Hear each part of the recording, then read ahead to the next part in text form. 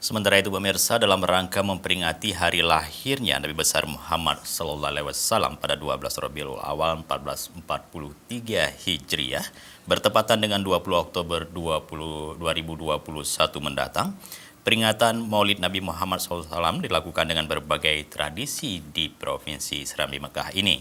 Oleh sebab itu, Panglima Kodam Iskandar Muda mengajak warga untuk menerapkan protokol kesehatan secara ketat.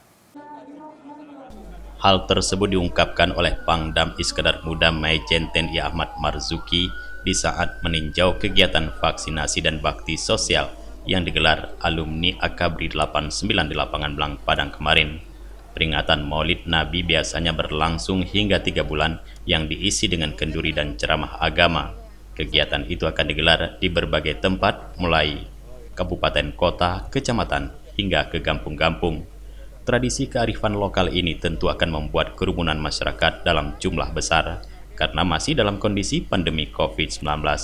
Panglima Kodam Iskandar Muda, Majen TNI Ahmad Marzuki mengingatkan masyarakat agar tetap waspada dan taat protokol kesehatan saat peringatan Maulid berlangsung.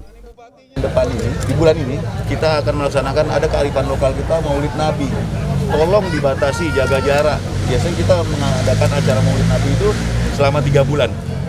Bapak Bupati Aceh Besar sendiri sudah menghimbau untuk kepala daerah untuk meliburkan muridnya supaya izin kepada orang tua untuk melaksanakan vaksinasi.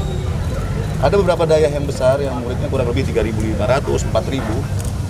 Mereka kembali ke daerah masing-masing untuk melaksanakan vaksin di tempat atau vaksin di daerah apabila tidak dilaksanakan di tempat. Apabila tidak melaksanakan vaksin, maka terpaksa murid-murid daerah ini ya dia melaksanakan offline. Kita minta kepada pemilik daerah untuk offline karena itu rawan bagi orang tuanya masing-masing apabila tidak divaksin.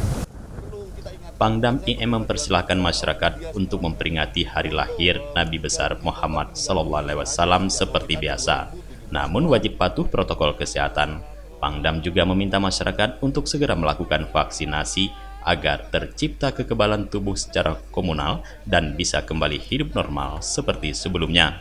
Dari Banda Aceh, Tim Liputan Aceh TV melaporkan.